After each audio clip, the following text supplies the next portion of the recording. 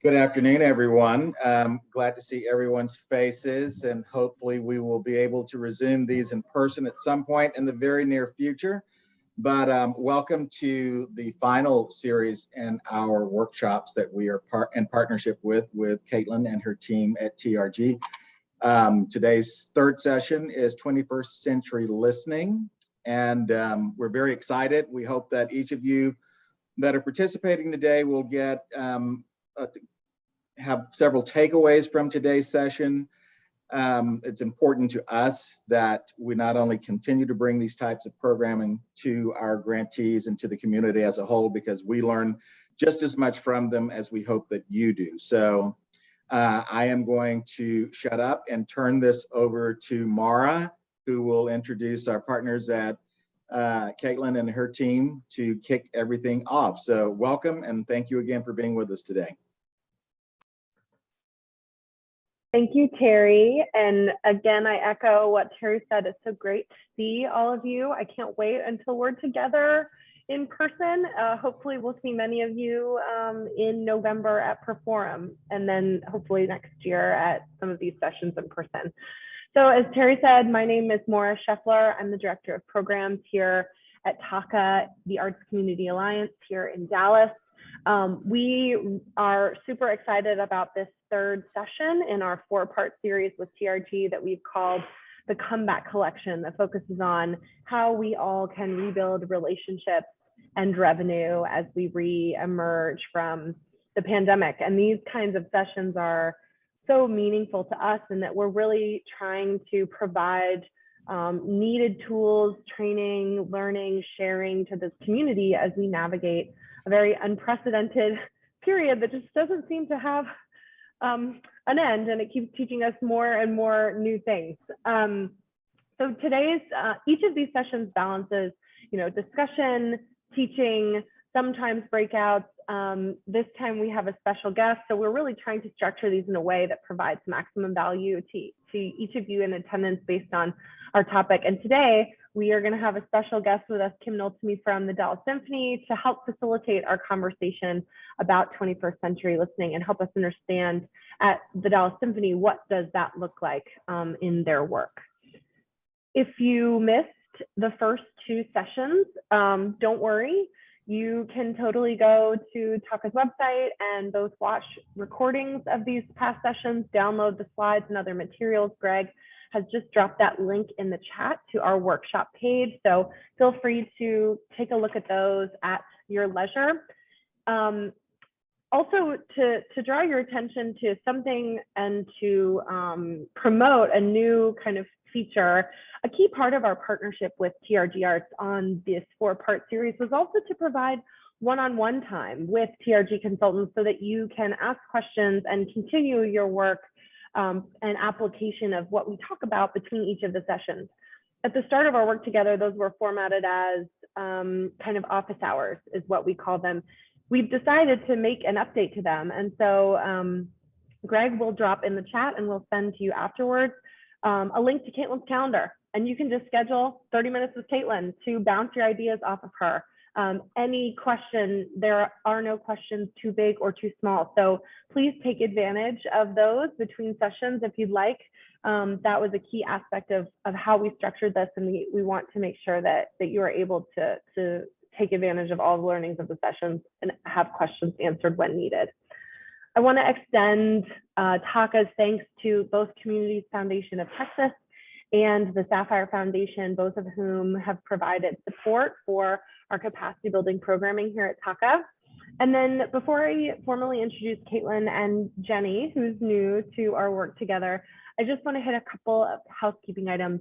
First, be sure to mute yourselves. We have this set up as a meeting so that we can be conversational, but just for everyone's best experience, please make sure to hit mute. And if you have questions, drop them in the chat. We'll be watching those, and our facilitators will make sure to get to those at the best time during the session. So drop them in anytime. Again, no question is too big or too small. So our first facilitator today, who for those who have joined these before, she's very familiar to you, Caitlin Green. Caitlin's based in Pittsburgh. She's on the TRG consulting team. Prior to joining the team at TRG, she was a marketing and development director for TheaterWorks and also the director of the Contemporary Galleries of Art at the University of Colorado. She holds a master's degree in art history and a master's in public administration and nonprofit management.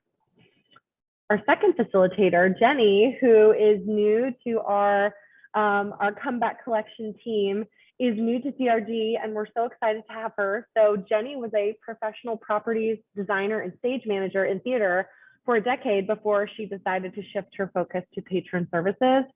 She's super excited to be a new addition to the TRG team after 10 years in marketing and communications with Boston Court Pasadena. Jenny lives in LA with her husband and her adorable 3-year-old son, Wilmont. Super excited to turn the time over to you all. Thanks again for joining us, and take it away, y'all.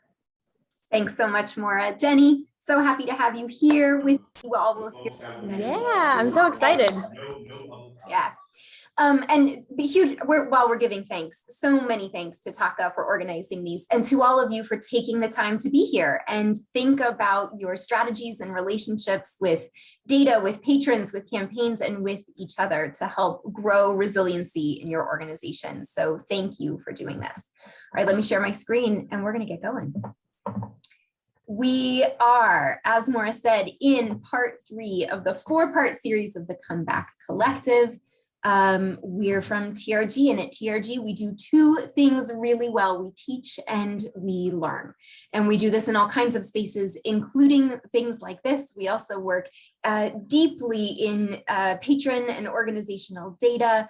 We do one-on-one consultancies, group projects, but in all of these situations, we're asking questions, we're answering questions, and together with our partners in the field are thinking about what's next and where we go from here. So today in part 3, we are focused solely here on listening. Listening is a big topic, and it's not one with an easy answer. So I'll just set you up with that right now. There's no quick answer at the end of any of this. But one of the things we've been thinking about and talking about a lot at TRG is the importance of building these listening skills in our organizations to build sustainability, resiliency, really strong patron relationships with those that you serve and those that you work with in that service. Jill, who is our who runs TRG and is our intrepid leader, really talks about this as one of the core skills that a 21st century arts organization needs to have, that we've got to have an open dialogue with our patrons and with each other. And listening is a really key part of that open dialogue. Now, I suspect that many of you right now may be feeling like you're on a ride that looks something like this. We are in a weird, crazy, new, different, exciting something hustle time. Your venues are open, maybe they're about to open, you're going back to live performance, you're thinking about all of the ways you need to manage capacity and people and flows and communications and relationships. And we are reactivating muscles that may have atrophied or weakened or strengthened in other ways during the pandemic. But right now, we're getting back into a swing where sales are kicking in. They're likely still a little bit volatile. We need all of these patron relationships to come through in the philanthropic space as well. And we still have day-to-day things to manage from home, with each other, on site, in masks, socially distanced, whatever is right for you. It's nuts. It's nuts. And that's the space that we're in. And so I want to take a moment to say, we realize you're in a nut space. And in this kind of hustle mode, one of the things that we so often see is at jeopardy of getting lost in the shuffle is listening, internally and externally, because we've just got to get to the next thing. There are new fires and twists and turns in the path ahead. And listening, in fact, takes time. It takes time and rigor and practice. And so if you're not in that, it can be really easy to lose. And yet it does all sorts of really good things for us. You know, it's like when you're in a hurry and instead of putting together the salad in your refrigerator for lunch with all of the beautiful produce that you bought at the farmer's market. Instead, you pick up a Big Mac on the way to your next meeting. We know that that Big Mac is probably not as good for you as this salad. And yet time asks us to edit things differently. And that's the space we end up in, and we eat Big Macs and we forget our salads. So we want to bring some salad back into your way of thinking and working as stuff kicks into high gear. And one of the best things that listening can do for your organization is to build alignment. It supports it beautifully. There are all kinds of things that it does, and we'll talk about other things, but really it starts with alignment. Now, last time that we met, we talked about other ways that you can use data to help bring alignment into your organizational work, to de-silo some of the operations, campaigns, or even personalities that exist within your organization. And so we're picking that up again here, but really focusing on how listening is a key for building alignment and ensuring that you all have everything you need to fulfill your missions and inch just a little bit closer to that stunningly ambitious just cause that explains why you're here and who you serve. So today we're doing this in 3 parts. The first part is going to be a bit of a conversation about results. This is when we'll talk to Kim. And so we'll learn about what has resulted from listening in her operation and in her leadership of the Dallas Symphony Orchestra. So I'm excited to start there. So we're starting with the why. Where does this get us? We won't start in the theoretical. We're going to start right there with what happens when we do it. Then I'm going to go through a menu of sorts of listening tools that may be good and right for your organization. I'm not going into enough detail for any of these to be immediately implementable in your organizations, but I hope that what you see in that conversation is that there are all kinds of little ways that you can start a practice of listening. And so you can find one in there where you say, yes, yes, yes, I can see how this would solve something in my organization or take us further. And then Greg dropped the link in chat for my calendar. Put some time on my calendar and let's talk about exactly how to implement that in your organization. So you get the menu. We'll give you options, help open up your thinking about how to structure listening. And then finally, Jenny's going to walk you through an exercise where we look at time as an opportunity to listen and a way of starting conversations that can be really easily and productively facilitated. So that's where we're going today. But let's start with our special guest, with Kim Noltemy, who is the president and CEO of the Dallas Symphony Orchestra. Kim, thank you so much for joining us today. I'm going to stop my share so that I tried to stop my share. I didn't do that well, so that we can all see each other and you can see Kim a bit better. Kim, welcome and thank you for doing this and having this conversation.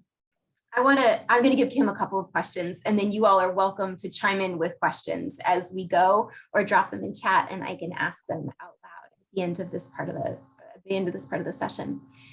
Kim, you have incredible experience in this field. You know the field, you know the form just tremendously, and yet when you came to Dallas, what you didn't know was Dallas. And I think we all know that there is something that's so unique about how organizations function in their own place, that geography and community play a huge role in the personality and function of an organization. So Kim, when you started here, how did you start? Where did you go first to begin to know Dallas and know what the DSO could and should be here? Well, thanks, Caitlin, for that nice introduction. And thank you, TRG and Taka, for inviting me to speak today. It's true, it was a big move for me to leave a city where I'd lived for 40 plus years, to lived and worked most of my career, to join a new organization in a new city. And listening was the most critical component of being able to make change and to succeed in our strategic planning. And basically, like everybody who is recruited for a leadership position in an organization, I received a document that told me everything was absolutely perfect in Dallas, and I should just want to come to Dallas because it's nirvana, total nirvana, especially at the Dallas Symphony. And of course, I knew that that could not possibly be the case, as interesting as everything looked in the research that I did. And I knew a couple of people, but who lived in the city, but they did not really know the inner workings of the arts community. So as soon as I accepted the job and came to Dallas, the first thing I did was essentially a listening tour. And I don't mean that in a casual way at all. I essentially made appointments with about 200 people to talk to them about what do they think about the Dallas Symphony. And I met with people who are leaders of corporations, of social service agencies, teachers, school principals, colleagues in different arts organizations around the city, community leaders, philanthropists, lapsed attendees, people who used to love to come and literally dropped off the map, lapsed donors, and it was a long, long list of people. And each time I met with someone, they suggested I meet with a couple more people. And many of the people I met with were not deeply involved at all in the organization, but they understood the city and they understood why they were not involved with the organization. And everyone has their own reasons. But a lot of what I heard was that the Dallas Symphony was an island in the city, remote from everything else that was going on, and a lot of colleagues, and just in many respects. And people weren't negative about the music or the quality. In fact, most were very complimentary of that, but they were just not interested in being involved with us because they felt we didn't need it, or we didn't want it, or we thought we were better than they, and the list goes on and on. So to me, this is the most important first step for any kind of decision making. And, when in previous positions, when I got elevated to a new role, I would also spend a lot of time talking with employees. I forgot to mention employees. Of course, I talked with employees and musicians and board members. So it was internal and external, but 200 external people I spoke with. But in previous changes in my life, I had always done this sort of thing, not on this scale, because this was a huge change. And I really had enormous blind spots in my knowledge, and I wanted to make sure that I was filling that gap. So I learned a lot, and then I took all of that information and I brought it to the strategic planning group that I was working with, which was a cross-section of people in the organization on the board side, and corporate sponsors, internal staff, leadership on the team, volunteers, et cetera. And I highlighted, a list of 10 things that I heard and said, do you agree or disagree? And why? And what do you think we can do to solve this problem? And what people were saying is that we wanted the external community and the internal community wanted the Dallas Symphony to matter to many more people, to as many people as possible, in fact. And by saying that we want it to matter doesn't mean that you just want it to matter musically. It means matter in the community. It can mean matter artistically. It can mean matter making change, education. There's a lot of ways. Everyone's perspective is a little different. But the commonality was that the Dallas Symphony was underperforming because it was disconnected from too many groups of people. And so we went together as a group to come up with ways that we could create a plan, a strategic plan that addressed that.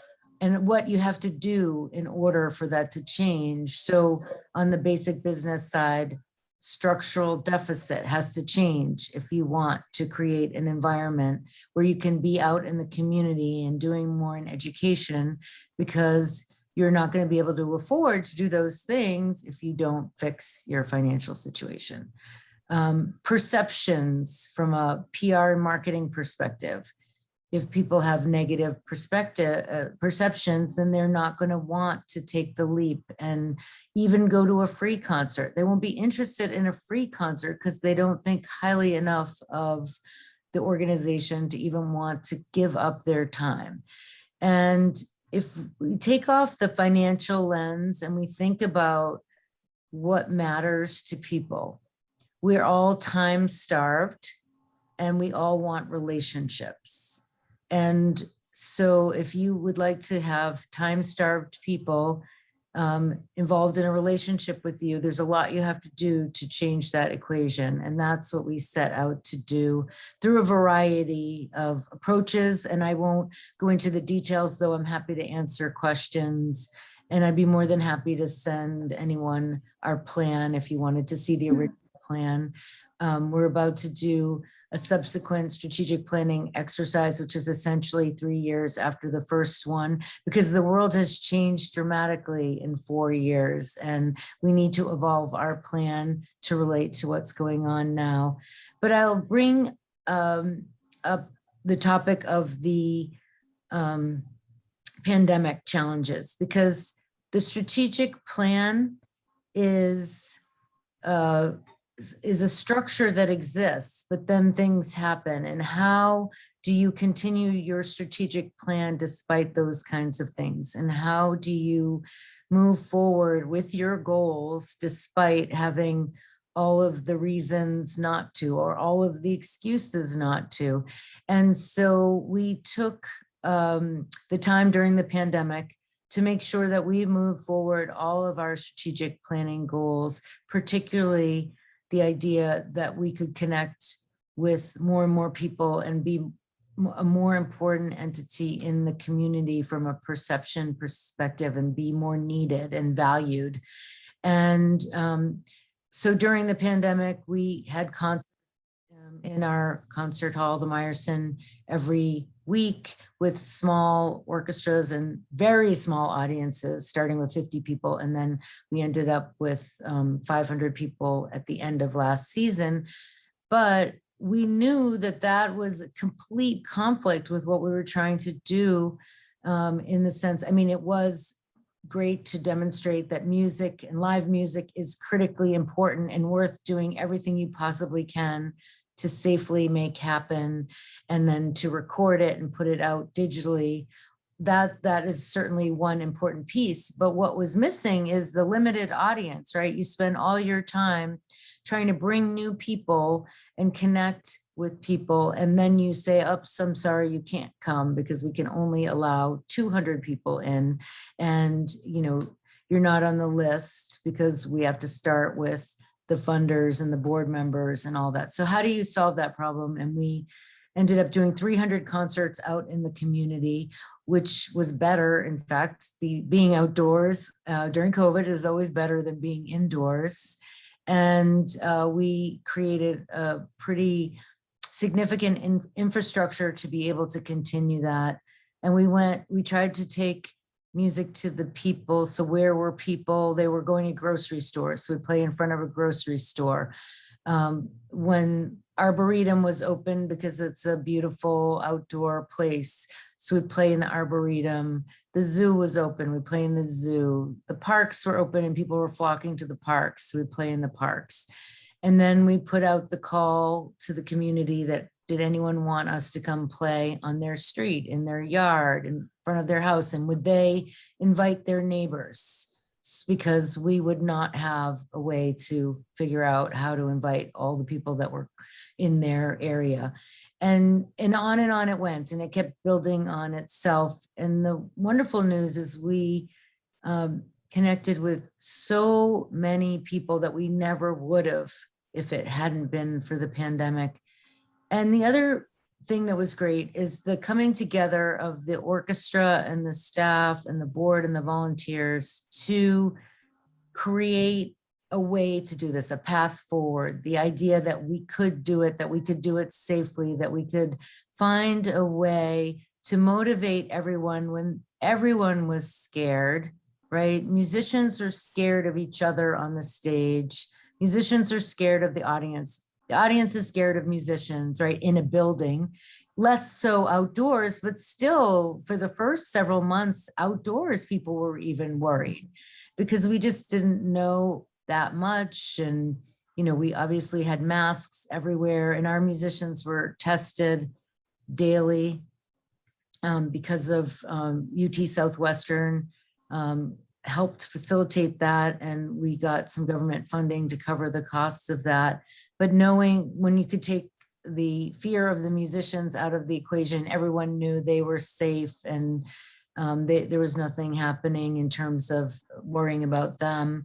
That made a big difference. So when you put it all together, I'm really doing the very abridged version because I just want to make sure we have time for discussion. We basically created a scenario where we were stronger after the pandemic because we had our strategic plan. We figured out how to operate during the pandemic within the structure of our strategic plan, doing the same things, you know, trying to accomplish those goals with the barriers that we had and overcoming them. And it was sort of a victory every time we were able to do that. And that really, I think, meant everything to the team. And they began to feel more confident and excited and open to moving forward. And change management is always hard, right? So when you launch a strategic plan, you have to get everyone to want to do new things and change the way they operate and their behavior. Obviously, a pandemic is an extreme case of that, where everyone has to change the way they do everything and think. And it was really very rewarding. I would never want to do it again, by the way, and I'm hoping that we're at the tail end. But of course, we've all said that so many times that we don't really ever think we're at the end, and maybe that's the way we have to think from now on. But in any case, I thought that it was important to mention, rather than just talk about the pandemic, but to talk about how we responded to the pandemic based on our strategic plan, which was based on feedback and listening to our community.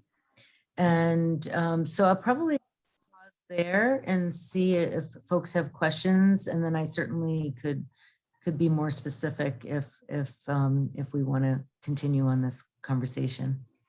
Kim, while people are thinking, and please do ask questions, put them in chat, or you'll just chime in as soon as I ask this.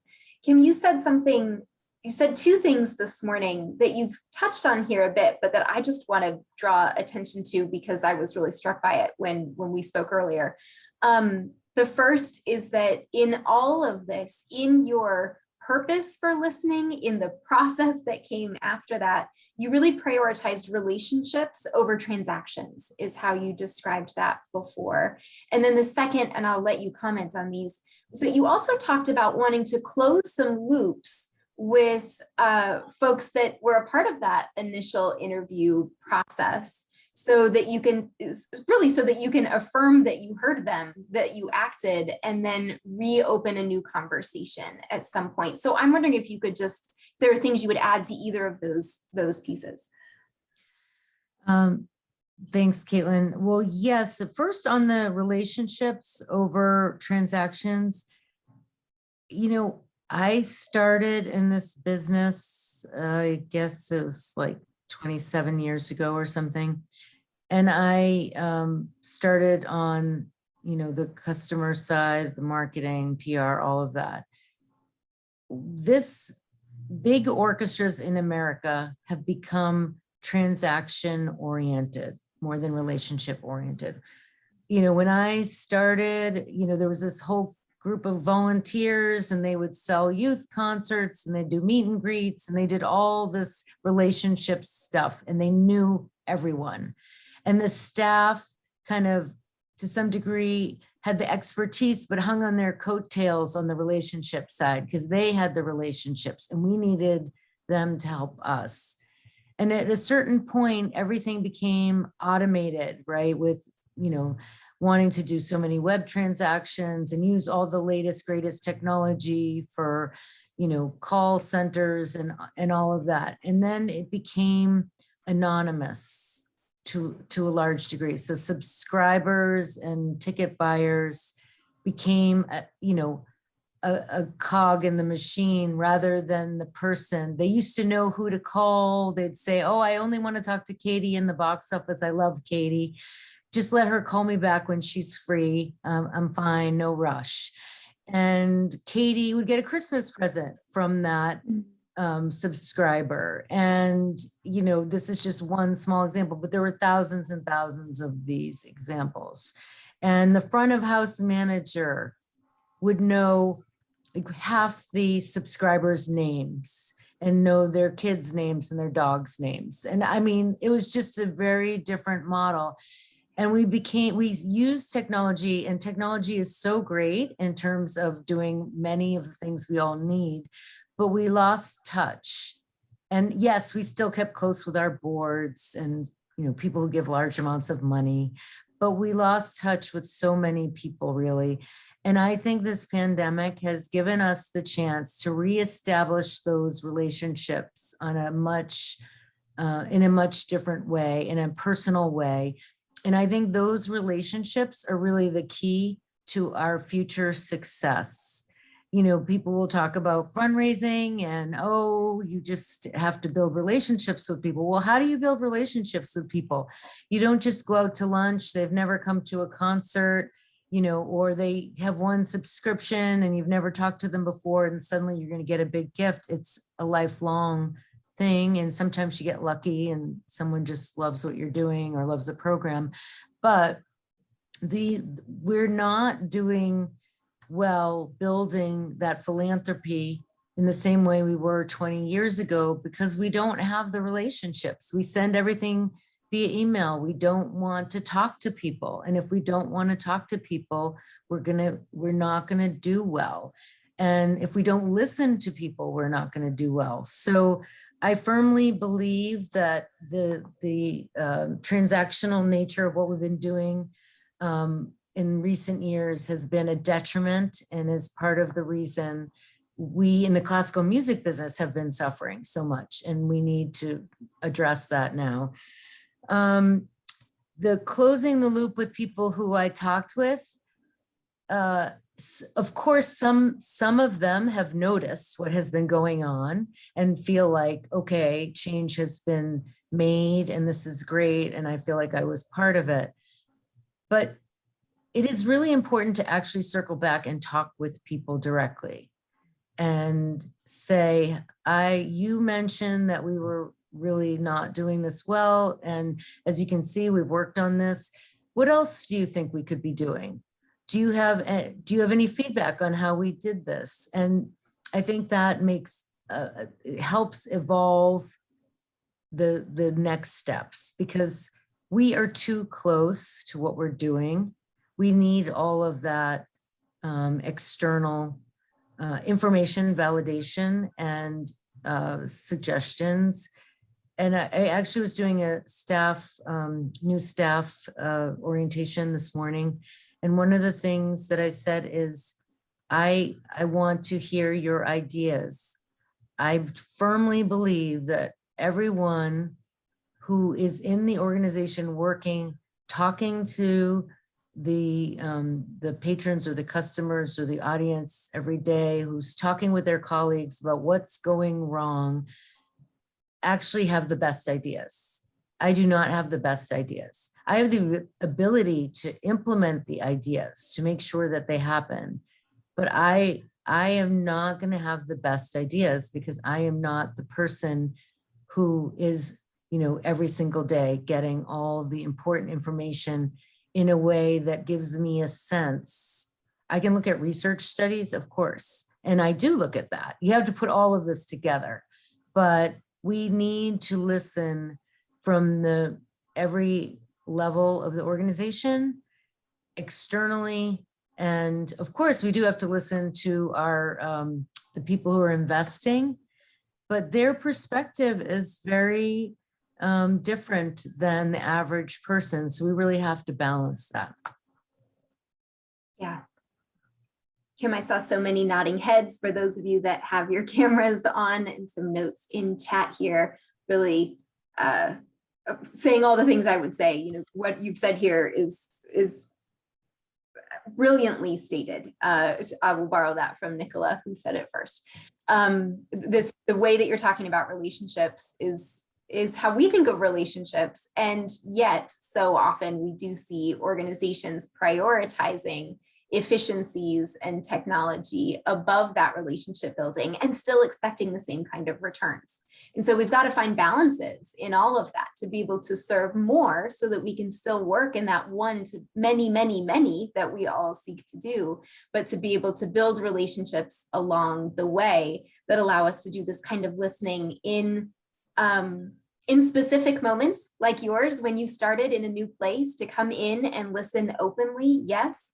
And I would say that all of you in the positions you're in, regardless of what your organization does or what your role in the organization is or how long you've been in Dallas, there's an opportunity for you to really expand your network, to let you listen to new people and people differently as you're making strategic decisions in your area of influence. And so we'll talk a little bit more about some of that today. Does anyone have a question directly for Kim in this? Okay, if you do, you can drop them in chat later. We can get things answered for you as best we can throughout the remainder of today. Kim, thank you so much for your time and for kicking this off for us. You've put us on a really great path for the rest of today's session, and thank you. So from here, we're going to go into a menu. Kim, any parting words before I move on? Well, I was just going to say, I'll probably hang out with you till around 1:10, and then I think I have to drop off, but I just wanted to let you know so that I wasn't being rude. Terrific. Thank you for staying as long as you can. And thanks again for being here. Okay, so Kim has talked about this in, extraordinary. Kim has been able to operationalize listening within her organization and drive a process that in fact was founded in that. And that's a big bite to take for any of you in your positions or for your organizations. And you may have just heard in what Kim said the exact thing that your organization needs to do. You may also have heard, man, we would love to do that, but that's not where we are in this moment. And we don't have capacity, or we've got other fish to fry that really need our attention. So where I'm going next is through this menu of possible ways of bringing rigor and process into listening for your organization. So I'm going to split it down the middle, and we're going to talk about external listening and internal organizational listening. That came up a lot in our last session. And so I want to give you some new ways of thinking about how you are with your team listening to each other. Okay, we're going to start here with the external. And for us at TRG, this is the model that we suggest. We would recommend, we talked about this last time, using the Net Promoter System. You'll see here, I have italicized system. This is not the Net Promoter Score. This is a system of activities that engages everyone at all levels of the organization into replicable, routine listening with those that you serve. So this is really exclusively for audiences. I suppose you could use it with board members. There are people who use NPS internally, but I think for now, think about this as something that you use to talk to the people that you're serving in any of the ways that you do it. Educational programs, ticket buyers, volunteers, ushers, subscribers, donors, major donors. Those kinds of external relationships, so they're just barely external because in fact, they're so fundamental to what you do, but external relationships, this is a way of listening. Now, I'm going to go back through this a little bit more, but I want to remind you first what the questions are in an NPS survey. And so this is fundamentally a survey, which makes it quick and makes it easy and isn't terribly personal, but we're going to work on that part of it too. So here are the 3 questions. The first that everybody gets asked is, on a scale of 1 to 10, how likely are you to recommend us to a friend or colleague? And then there's an open-ended question that follows that says, what is the primary reason for your score? It's the open-ended stuff that we really want to focus on in this. The scores are easy because SurveyMonkey or whatever you use will calculate it for you and you get an answer and you can track those scores against other months, against other programs. But what we're really interested in is the verbatim response from people who've taken the time to really talk to you about what you see. And then the second question, this is called the Jenny question. It is named after Fred Reicheld's daughter, who said, Dad, I think you're missing a really crucial question in your Net Promoter System. And her question was, for promoters, for people who give you a 9 or 10, people who love you and think you are extraordinary, is there anything we could have done to make your experience more exceptional? We recognize that you like it, but sometimes what we see in this Net Promoter feedback is that you just get tons of positive reinforcement. You're great, you're terrific, here are accolades, here are affirmations. Everything you do is astonishingly good because it's your loyalists and your closest relationships that are responding regularly. So this last question actually probes a bit further to say, yeah, okay, we get it. You think we're fantastic. We can both agree there. But what if we wanted to be better? What does better look like to you? And now we're asking people who are deeply invested and already love us to become critics in really positive, productive ways. It reminds me a little bit of how Kim described these interviews that she did, where she wasn't just looking for affirmation from people. She needed some clarity on the blind spots that she had moving here and coming into a new market. This question is saying, please show me what I'm not seeing. Please, please, please show me that. Okay, those are the 3 questions.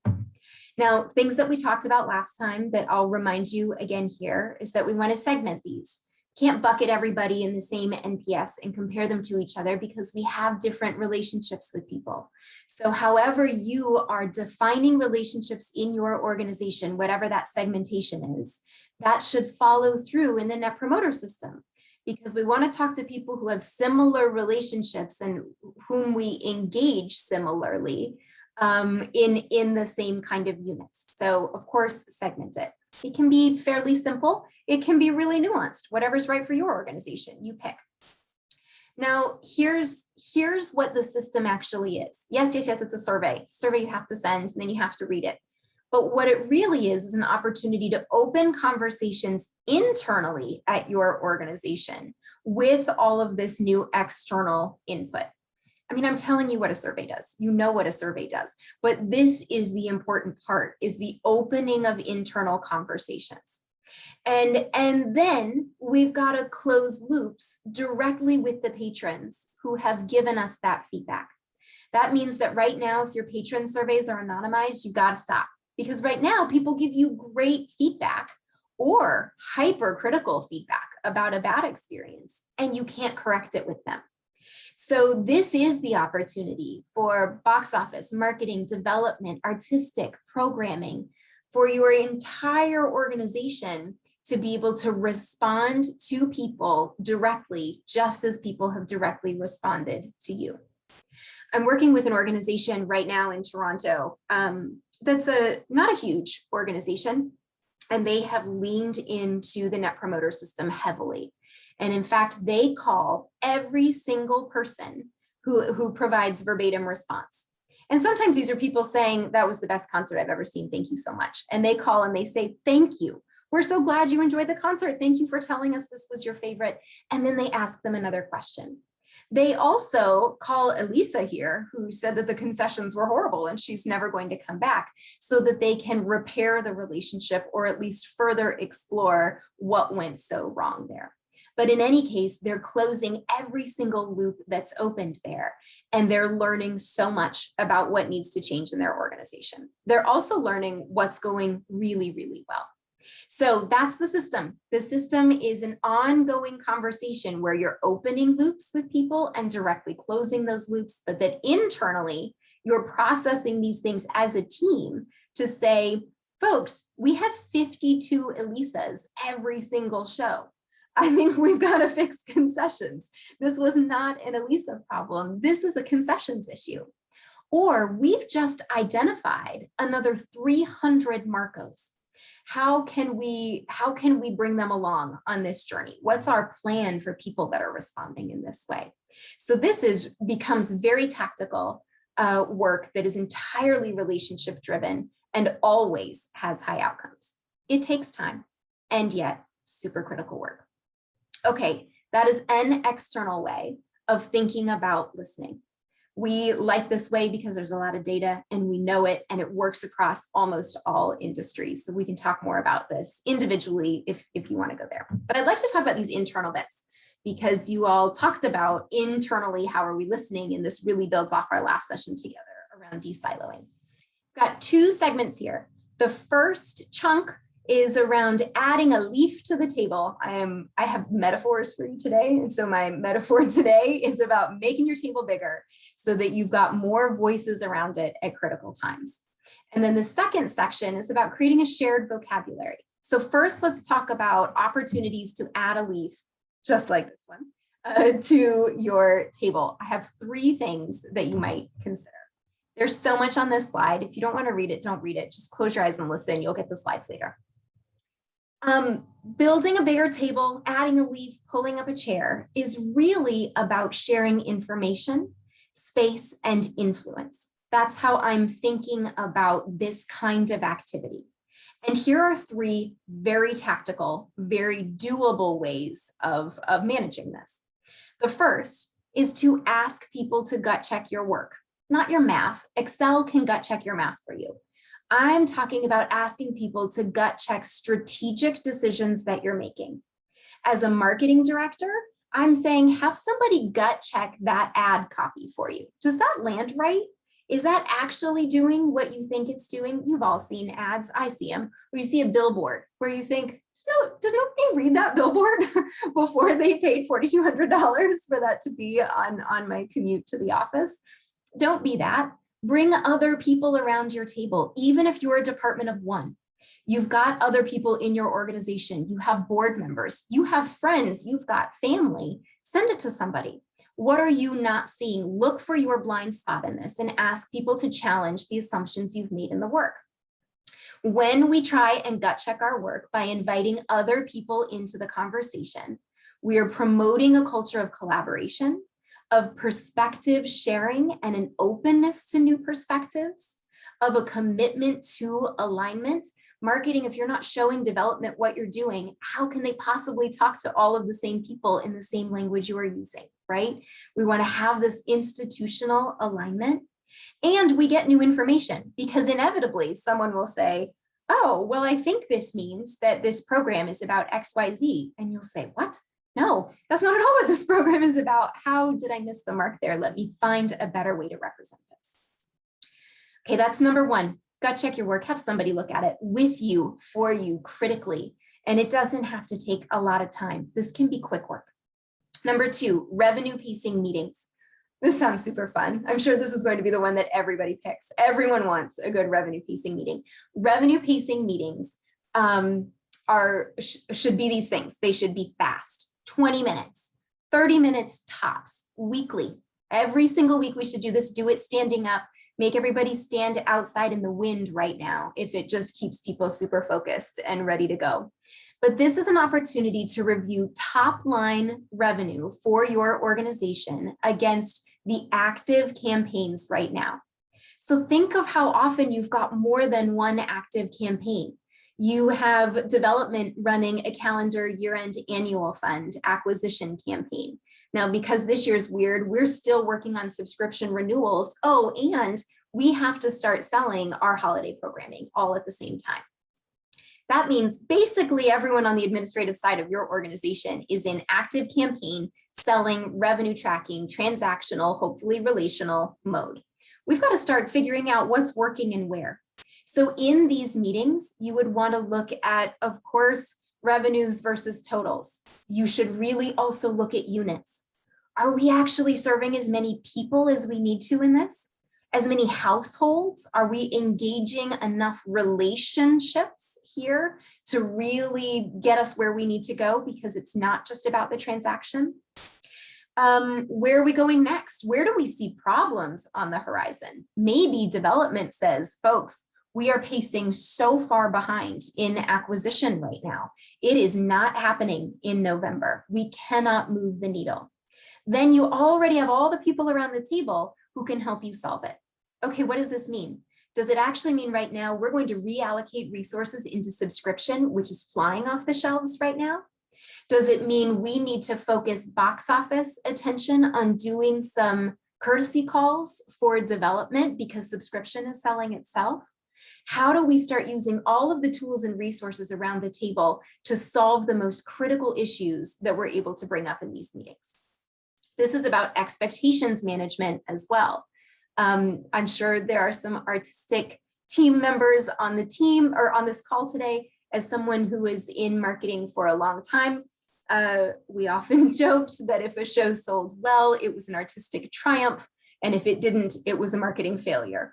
And so this is an opportunity to bring artistic to the table as well, so that everybody is invested in the successes and well aware of the shortcomings of the organization on a weekly basis.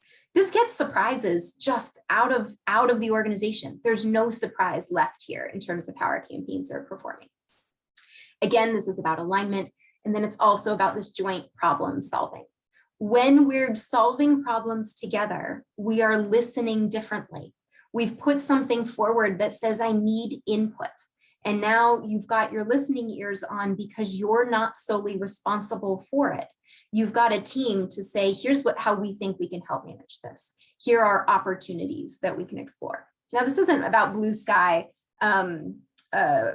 brainstorming, right? We don't just want to throw a whole bunch of spaghetti up on the wall, but it becomes very tactical to say, here's what we need to shift.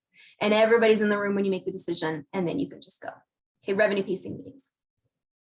The third is a broader one, but one that I would ask you to consider no matter what else you walk away from today with, is to reconsider or consider with intention where others should be able to have influence in strategic decision-making in your department, in your organization, in your governance models. Who else needs to be at the table there? We had a conversation about a year ago with the board of Shakespeare's Globe in London. And there they realized they've got this extraordinary board, and there's not an artist on it. There is no one on that board that really could speak to how they're making art, what it feels like to be on the stage of the Globe. And they work almost exclusively with freelance artists. So they've developed as part of their governance model basically an artist board, an advisory board. They tried to integrate them, but realized that the artists were not as interested in talking about the organization's finances. And there were these strange mixed, there were hard conversations. And so instead, they've set up this entire board just for freelance artists to help define the artistic vision and values of the organization. And this is now in, I think, year 3, and they're still figuring it out, but they've brought artists deeply into the fold at all levels of the organization. Where are artists in your conversations? In strategic planning, who's doing it? I'm working with a client right now where the executive and the artistic director are the only 2 people engaged in strategic planning. I think there's an opportunity there for more people to be a part of that process and to give input that will help support strategic decision-making. Whose voice isn't heard that's critical for the success of your organization and the fulfillment of your mission? When we do this, when we just stop to take a minute and consider, and extend additional invitations or create structures for additional influence, what we see is better representation, greater participation, and a deepened commitment from really key relationships to your organization. Okay, 3 things you can do to put a leaf in the table. Let's talk a little bit about shared vocabulary. I like Scrabble a lot, so if anyone wants to play Scrabble, we could do that too. But the reason why I'm putting shared vocabulary forward as a way of listening is because it creates shortcuts for team members to get to deeper levels of conversation with real candor and confidence. So 2 things that we would consider here. The first is some kind of full team training with an external someone who brings a something into your organization. I'm being intentionally vague. I can also be super specific. You could use strengths finders. You could bring someone in to do true colors with your organization. You can bring in IDEA experts who are really bringing forward new ways of communicating internally. Whatever is right for your organization, pick it and do it. It's an investment. And some of you are in the position right now to unlock that investment for your organizations. Others of you may be in a position to influence the need for that investment in your organization. But when you create this unique vernacular for your team, people will talk to each other differently, and they will also develop a fundamental understanding of each other and where they're different. They'll be able to see how those differences can strengthen the work that they're doing and the relationships they have. They'll understand that those differences mean we all have to modulate ourselves a bit to be able to be good partners in working relationships, because it also gives you this opportunity for some self-review. Whenever you do this sort of work, it's about learning about your colleagues, but it's also learning about yourself. And when you do that as a group, you create this collective experience that everybody can draw from and pull from and contribute to. The second thing we would suggest are annual reviews. Now, many of you probably do these now. I'm sure those of you at universities do. I certainly did. I was at university for 10 years. Man, we were so good at filling out the paperwork for our annual reviews. I mean, it was rote. We knew exactly what day those needed to be in, and it was a very formal structure. And that got half of it right. It was a regular formal structure. What it didn't do very well in my university was create a conversation for what a successful working relationship will be and what success in that position looks like over the next year. So when I'm thinking about annual reviews, this is an opportunity for managers and those that they manage to come together one-on-one and listen to each other and collaboratively set goals for the next year. So this is about an employee being able to listen to their supervisor to say, I hear it. I hear where your priorities are. I hear the expectations. And then where the employee gets to say, here's what I think I can do. Here's how I think I can move forward in this process. But this is not top down exclusively, and it's not bottom up exclusively. This is absolutely collaborative when it's at its best. If you already have annual reviews or performance reviews that do something else, fine, keep them. But this kind of collaborative goal setting, where you have regular check-ins along the way, will support this kind of open conversation that promotes listening and learning from each other. Now, for executive leadership, we would also maybe recommend 360s every 18 months or 2 years so that you can do that broad organization-wide listening, where not only do you get the opportunity to learn about what changes you might need to make, where you need to lean into your own development and what skills are really resonating with your team, but also to help you better support the steering of your organization and what it's going toward. It will reveal so much about where there are breakdowns in the process. Okay, I'm going to stop sharing for just a moment because that was a lot of somethings. Are there questions that any of you have that feel good and right for the whole group? If you want to save it for one-on-ones later, of course we can. but I just spat a bunch at you. So what are you thinking? What do you need? What would you want to know from that?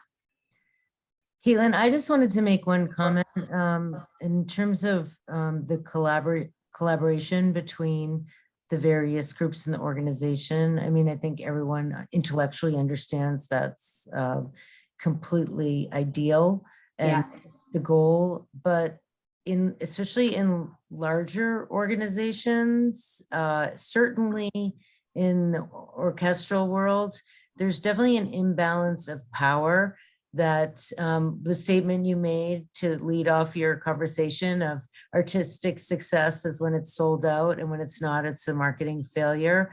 Yeah. It's actually symptomatic of one of the big challenges, at least from the orchestra field. And I know it's not just limited to that, but the idea that you are creating product that is unrelated to market demand.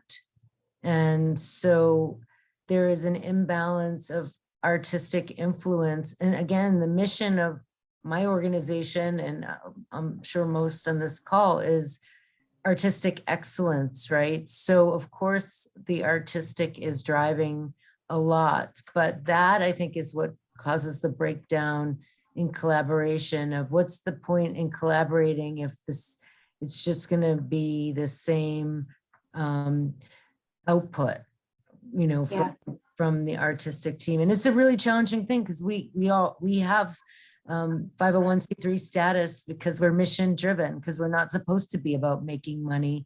But where is the balance? Because it's not just about money, it's about audience satisfaction. And then sometimes the art is the most important thing, regardless of how many people are in attendance or how well it's funded, because it's an important thing to do. So that is not like I'm helping you at all by throwing all that out, but I just thought it needed to be said because I know the frustration of a lot of people on the marketing and sales side and the PR side about feeling powerless. It's a really good point, Kim. And of course, I don't have an easy answer to it. I mean, I think it's bespoke to organizations. It's dependent on your business model and on your genre. As you said, in the orchestral world, maybe in particular, we see some of that imbalance. And yet, I do believe there's opportunity for progress if there's a different way of setting goals for your organization. I think we talked about this last time. If we didn't, then sorry, but you'll get it this time.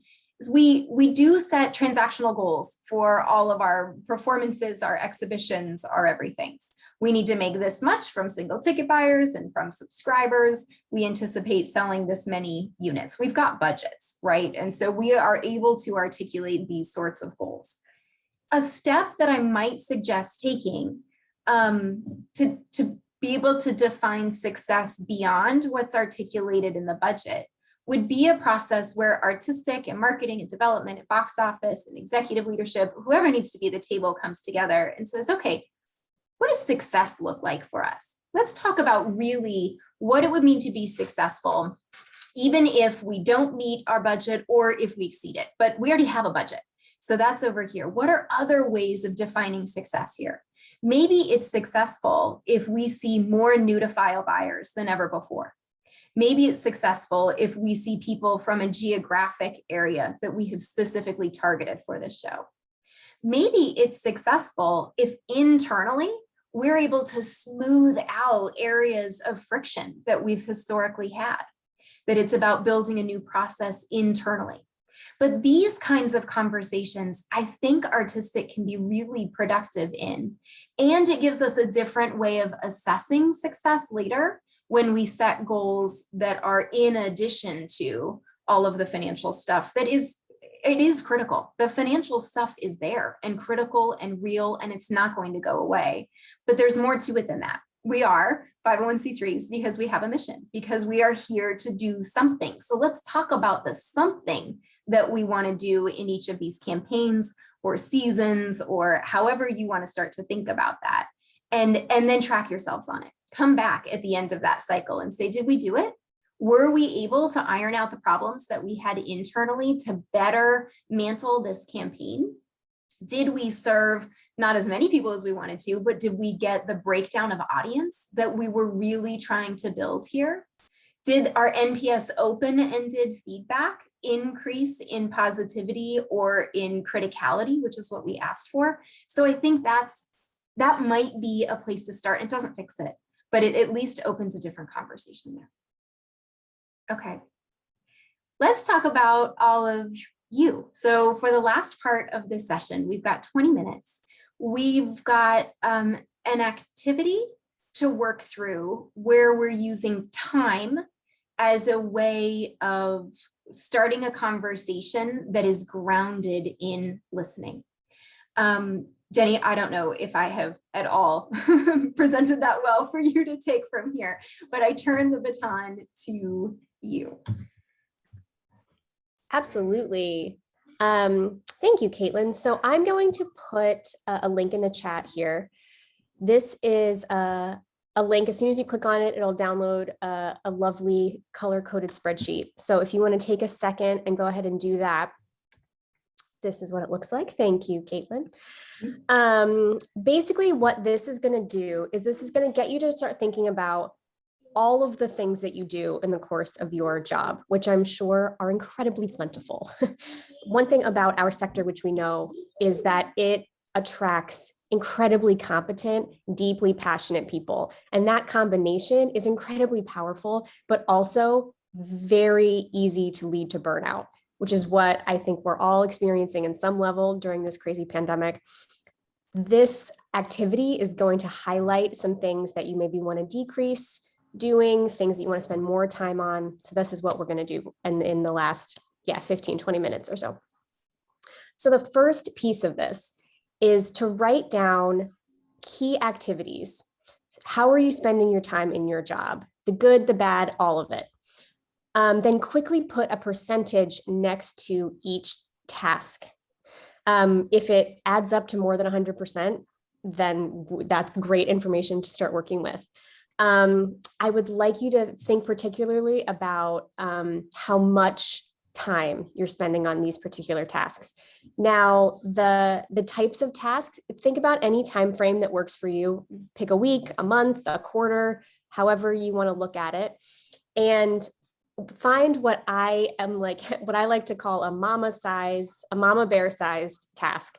So something that's not too large. If your marketing is probably not going to help us, right? But if you think about direct mail, email communications, social media, things like that, that's probably a good sized bucket to think about. So I'm going to take a couple of minutes and just write down in that first column 10 ways that you are spending most of your time and do a quick percentage calculation. And then we're going to talk about what we find. This is where I need my hold music.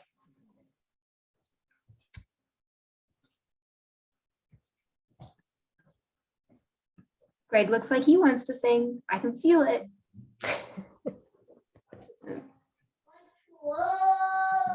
You can listen to my 3.5-year-old while you do this.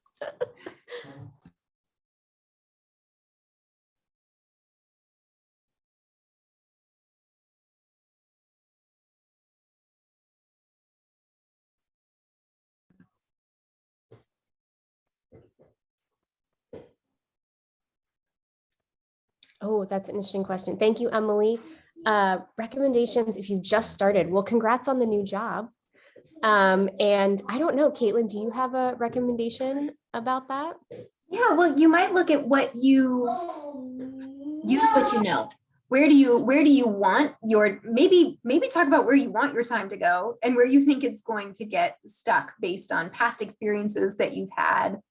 You can always go back and edit this later, but I'd give it a bit of a guess for how you think you will be spending a fair amount of your time. Okay, has everyone had a chance to write some things? Anyone, what surprises you about what you have just written down? Oh, Greg, meetings and emails. Yes, absolutely. That is so much of all of our time. Anyone else, anything jump out as something you weren't expecting?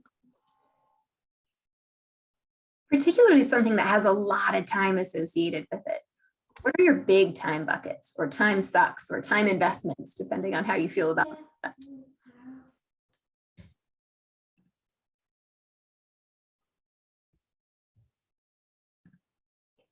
Okay. Oh yeah, the learning. How to do it all. Yeah. 100%. As someone I'm 3 months in at TRG here, and I recently did this. I filled this spreadsheet out for my supervisor, and I did have a bucket that was still learning things, is what I called it. And it was a good 35% of my time that week, because there is just so much to learn.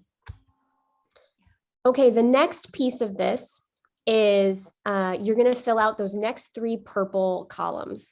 So for each task, it's just a yes or no drop down. You only get 2 choices.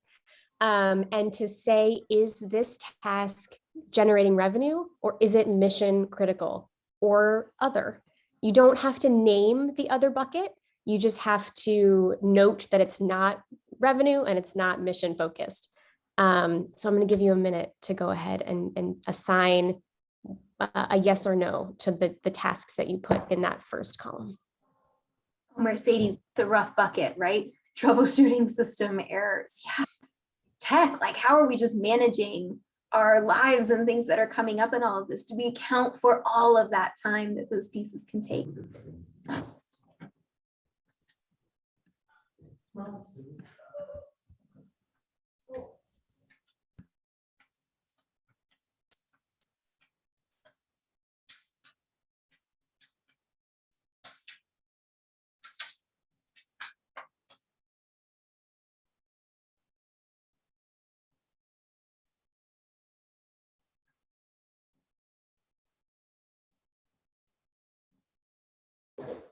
Okay, is that enough time? Do people need more time to say yes, no to their tasks?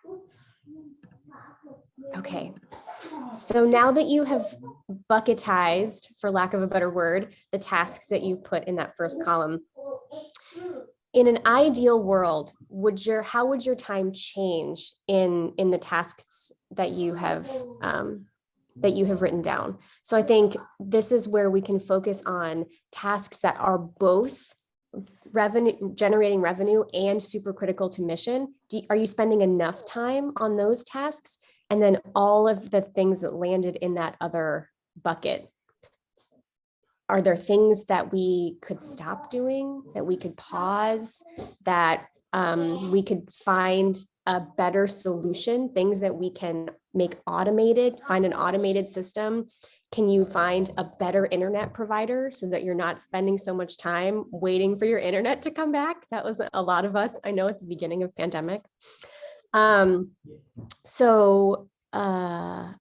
This is the piece, right? That is how, in your perfect world of your position, what would you change? What would you increase? What would you keep the same? And what would you reduce? And I think compare that to what those tasks are working towards. So again, mission and revenue. Do you need to increase some of those tasks? And what could you maybe reduce or stop doing altogether, so you have the capacity to spend more time on the tasks that are fulfilling both of those buckets? So I'm going to give you one more minute to just think about what you could increase, what you could maintain, what you could reduce, and what you could just stop doing altogether. Now, I will note that we're doing this in a little bit of a vacuum, right? This is your ideal version of your job without your teammates, right? This is something that just for you. If you could make some adjustments, what would they be? Give you a minute to do that. Will is really helpful here. He's got some good feedback.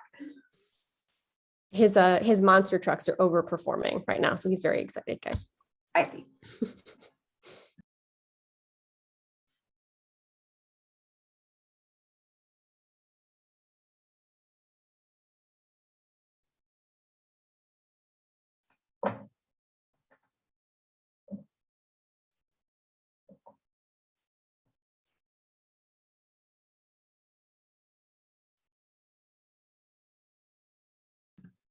Greg, I am a big Todoist fan. I see that's where that article came from. I love it. set up a lot of automated workflows in Todoist. It's a great system.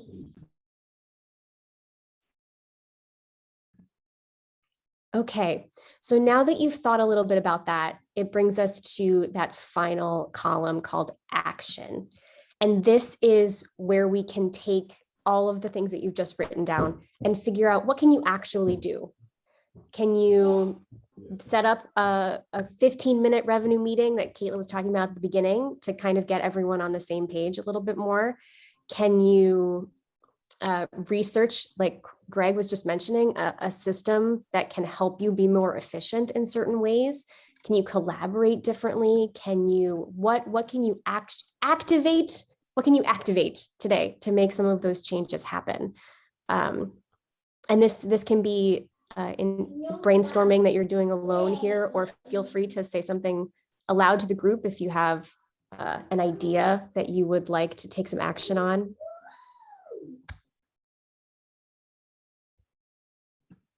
Yeah.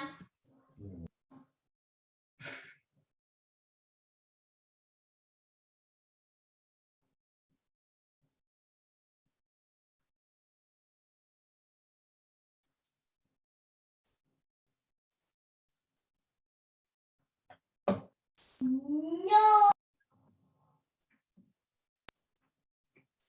Okay, is that enough time? Do people need more brainstorming time? Obviously, you can take this worksheet back.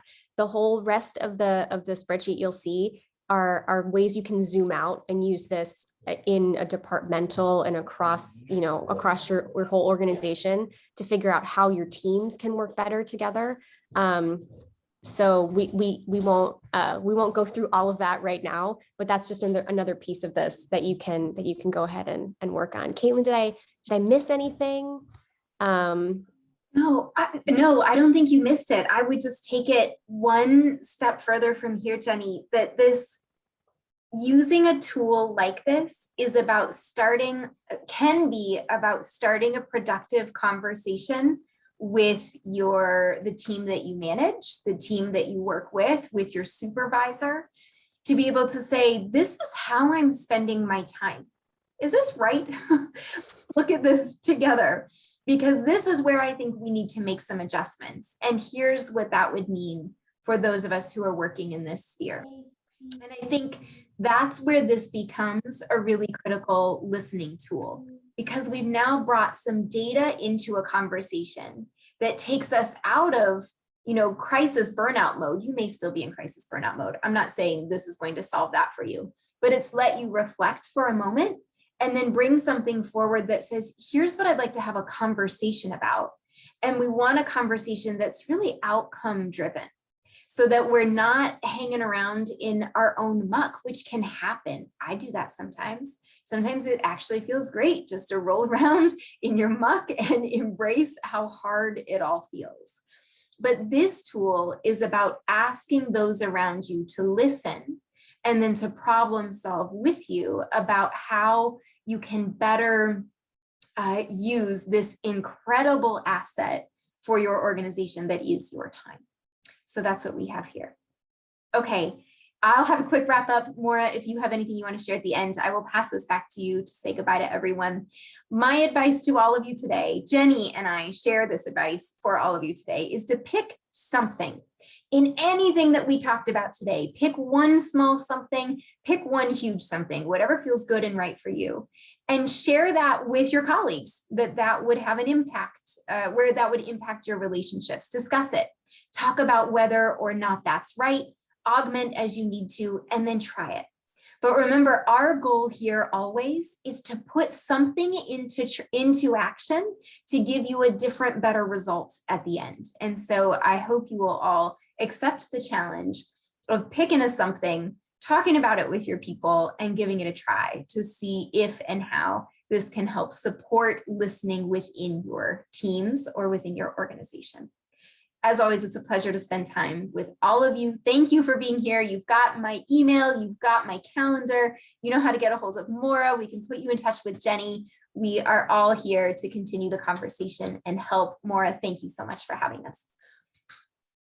Thank you so much to both of you, to Caitlin and Jenny. I really enjoyed today. I know that I've done that exercise before on the spreadsheet that you all shared, and you've inspired me to kind of check in and do it again. So I'm going to go through it in a couple different layers. I got a lot out of today. We hope you all did too. Upon leaving the Zoom today, you'll get a pop-up that'll give you a link to our feedback survey. Please, please, please complete that. We had a strategy session about this workshop today, our third of 4 parts, based on the feedback that we received from all of you. We really do use it. Greg also just dropped it into the chat, but we want to know what you think. We really do listen.